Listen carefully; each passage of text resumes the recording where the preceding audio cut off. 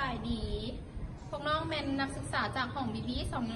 218ข้าพเจ้ามีชื่อว่าตุ๊กตามณีวงศ์ข้าพเจ้าชื่อว่าสายสุดา อุ่นมีไซข้าพเจ้าผิงไหลชุลีวงศ์เมื่อนี้พวกเราแมนจะมานำเสนอการบันทึกบัญชีในหัวข้อที่6ในบทที่4เป็นแนวใดนั้นไปหับสมกันเลย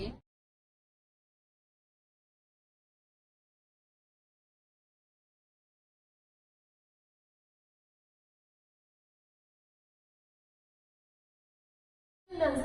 3/2015อนุมัติเงินให้ผู้ยืมแก่ลูกค้าก็คือเขาจะจัดประเภทบัญชีประเภท9ควบคู่กันลงเบื้องนี้ก็คือ50 ล้านลงเบื้องนี้50 ล้านไม่ได้รับหลักทรัพย์ค้ำประกันจากลูกค้าเขาจะจัดประเภทบัญชีประเภท9ควบคู่กันก็คือลงเบื้องนี้จะเป็นคำมั่นสัญญาที่จะดอกคืนที่ได้รับจากลูกค้า100 ล้านกีบและเบื้องนี้100 ล้านกีบวันที่2 เดือน3/2015ได้รับค่าธรรมเนียมในการอนุมัติเป็นเงินสดก็คือเป็นเงินสดลงเบื้องนี้ก็คือ200,000 กีบและเป็นค่าธรรมเนียม200,000 กีบจ่ายเงินให้กู้ยืมตามวงเงินกู้ยืมอนุมัติก็คือจะลงเบื้องนี้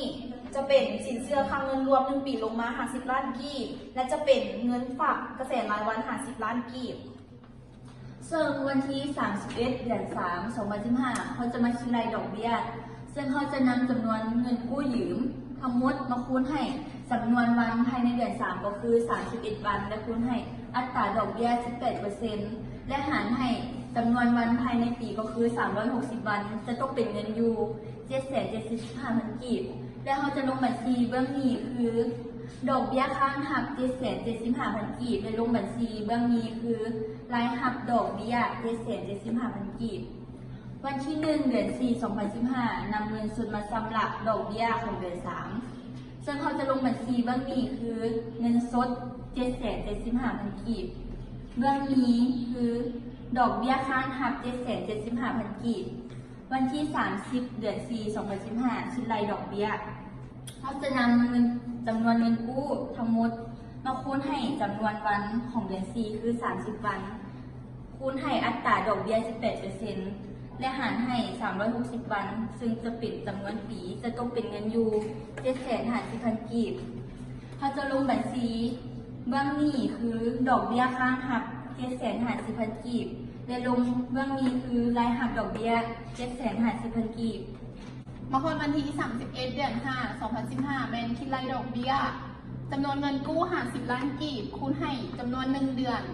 คูณให้ 18% อัตราดอกเบี้ย 18% ต่อปีส่วนให้360 วันเท่ากับ 775,000 กีบลงบัญชีเบื้องนี้ดอกเบี้ยข้างหักแมน 775,000 กีบลงบัญชีเบื้องนี้รายหักดอกเบี้ยแมน 775,000 กีบมาคนวันที่18 เดือน 6 2015เป็นสำหรับของเดือน3และเดือน4เงินฝากกระแสรายวันของลูกค้าเป็นจำนวน10 ล้านกีบ